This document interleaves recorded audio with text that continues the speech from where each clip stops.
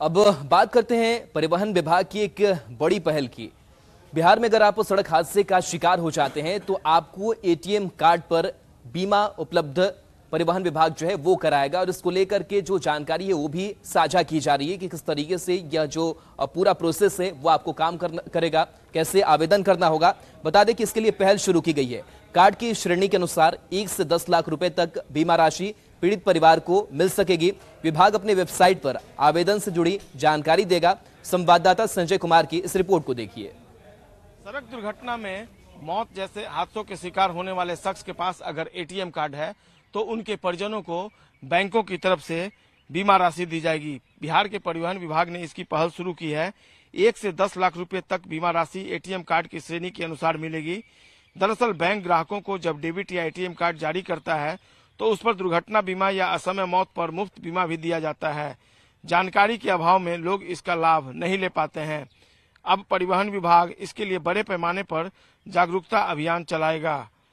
दरअसल परिवहन विभाग ने जो पहल शुरू की है उसके हिसाब से दुर्घटना या असामयिक मौत के बाद उनके परिजनों को बीमा का लाभ बैंकों से सीधे तौर पर मिल सकेगा। लोगों को इसके लिए लाभ मिल सके, इसके लिए हाल ही में राज्य स्तरीय बैंकर समिति की बैठक में ध्यान आकृष्ट कराया गया था। परिवहन विभाग परिजनों को एटीएम बीमा का लाभ दिए जाने के मकसद से सड़क दुर्घटना के डेटाबेस का भी उपयोग करेगा। मृतक के आश्रितों को इस बारे में सूचना दी जाएगी ताकि पीड़ित के परिजन बीमा क्लेम कर सकें। एटीएम बीमा कवरेज के बारे में आम लोगों को जानकारी नहीं रहती है, इसलिए बड़े पैमाने पर जागरूकता अभियान चलाने की आवश्यकता महसूस की गई है।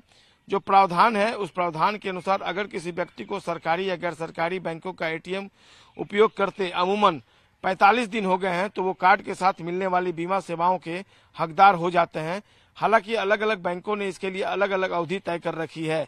एटीएम कार्ड की कैटेगरी के अनुसार बीमा की राशि तय होती है। यह सुविधा केवल एक कार्ड पर ही मान्य होगी। सबसे बड़ी बात यह है कि विभाग ने इसके लिए पहल शुरू की है और परिवहन विभाग के वेबसाइट पर इसके लिए आवेदन भी अपलोड किया जाएगा। तो निश्चित तौर पर आपको अब अवेयर रहने की जरूरत है। अगर आपके परिवार में किसी शख्स की मौत हादसे से हो जाती है, सड़क दुर्घटना में हो जाती है, तो आप उसके लिए क्लेम कीजिए और आपको बीमा क्लेम मिल सकेगा। परिवहन विभाग की यह बड़ी पहल निश्चित तौर पर राज्य की एक बड़ी आबादी के लिए फायदेमंद साबित होगी। कैमरा पर्सन मनीष जुनेजा के साथ संजय कुमार, न्यूज 18 पटना। बड़ी खबर गोपालगंज से है, जहां प्रेम प्रसंग में आधी रात को घर के अंदर घुसे युवक को ग्रामीणों ने पकड़ लिया, जिसके बाद से उसकी पिटाई कर दी गई। सोशल मीडिया पर इसका वीडियो वायरल भी हो रहा है। बता दें कि घटना का वीडियो बनाकर सोशल मीडिया पर डाला गया। मामला मांझा थाना क्षेत्र के फुलवरिया गांव की है। घटना की सूचना मिलने पर पुलिस मामले की जांच के लिए गांव पहुंची। पुलिस का कहना है कि मामला प्रेम प्रसंग से जुड़ा हुआ है। मामले में आवेदन मिलता है तो पुलिस आगे की कार्रवाई करेगी।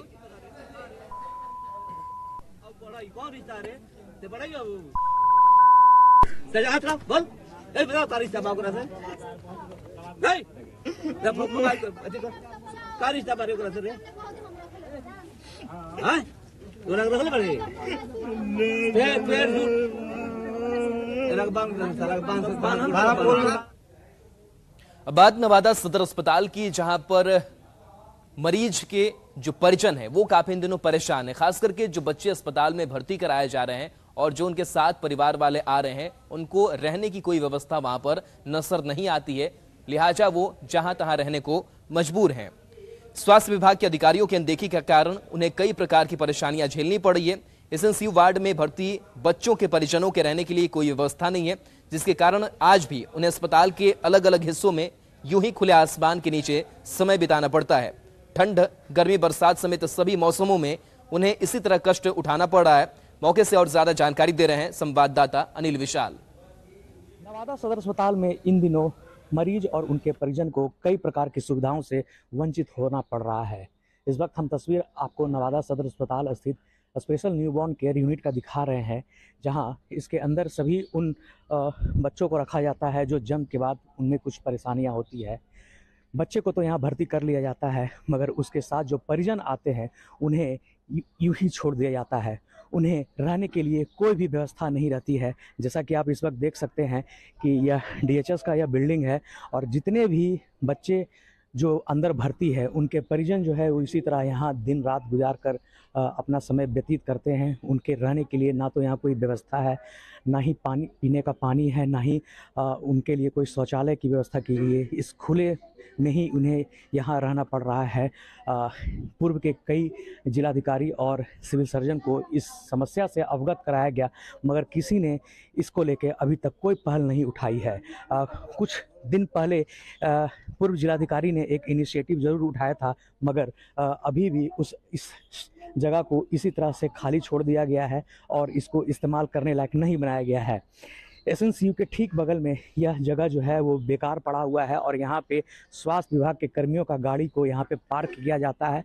हालांकि अंदर यहाँ बैठने के लिए और सर को ढकने के लिए यहाँ व्यवस्था काफ़ी अच्छी है। पीछे 2 बाथरूम भी बनाए गए, मगर उसे आज तक नहीं चालू किया गया। दिक्कत तो यही है सर कि इसमें जो बच्चा का माँ रहती है उसके ना रहने का व्यवस्था, ना बैठने की व्यवस्था है, ना उसे पानी पीने की यहाँ मिलती है, ना शौचालय की व्यवस्था है। शौचालय बना भी है तो इतना गंदगी कुछ में आप जा नहीं सकते हैं। वैसा ही जैसे सब रह रहे वही कष्ट में हम भी रह रहे हैं, बच्चा के लेकर के ऐसा ही अपना रात दिन काट रहे हैं। परिजन उसी तरह बिता रहे हैं जैसे वो आज से यहाँ पे बिताते आ रहे हैं। यह बात तो गर्मी की है, जरा सोचिए कि बरसात और ठंड में क्या हाल होती होगी इनकी। कहने को रोगी के कल्याण के लिए यहाँ एक समिति का भी निर्माण किया गया है, मगर वह समिति भी इन्हें देखने के लिए नहीं आ रहा है और ना ही यहाँ के अधिकारी इस चीज़ को संज्ञान में ले रहे हैं। अब देखना होगा कि अधिकारियों के आदेश का पालन नवादा सदर अस्पताल प्रबंधन समिति करती है या इन लोगों को इसी तरह इनके भरोसे पे छोड़ दिया जाता है। अनिल विशाल, न्यूज़ 18 नवादा। बगहा में सड़क की बदहाली को लेकर के जिला मुख्यालय से संपर्क लोगों का टूट चुका है। एक तस्वीर आपको दिखा रहे हैं जहां पर अंचलाधिकारी की गाड़ी कैसे दलदल में फंस जाती है और लोग उससे निकालने की कोशिश करते हुए नजर आ रहे हैं। बगहा में सड़क की बदहाली के कारण कई गांवों का जिला मुख्यालय से संपर्क कट गया है। नदी पार करते समय रामनगर प्रखंड के अंचलाधिकारी की गाड़ी दलदल में फंस गई। राहगीरों ने गाड़ी को धक्का मारकर पार कराया है। रामनगर प्रखंड के उत्तरी इलाकों में बाढ़ का पानी कम होने के बावजूद भी आने जाने में लोगों को दिक्कत हो रही है। रामनगर प्रखंड के चुड़ीहरवा और पथरी के बीच निकलने वाली सिंघा नदी पर आज तक पुल नहीं बना है। इस नदी को पार करके दर्जनों गांव के लोग रामनगर मुख्यालय जाते हैं। 10 साल से जो है यही हाल है, रोड बन गया, पुल नहीं बना। हम लोग को पार करने में बहुत परेशानी होती है। देख ही रहे हैं नदी में क्या हाल है। बगल में सीओ साहब का जो है गाड़ी फंसा हुआ है, सब ट्रैक्टर से निकल रहा है। हम लोग को परेशानी का सामना जो है कब तक दूर होगा। रामनगर अंचल अंतर्गत एक गोवर्धना थाना है, वहीं हम जनता दरबार करने के लिए जा रहे थे।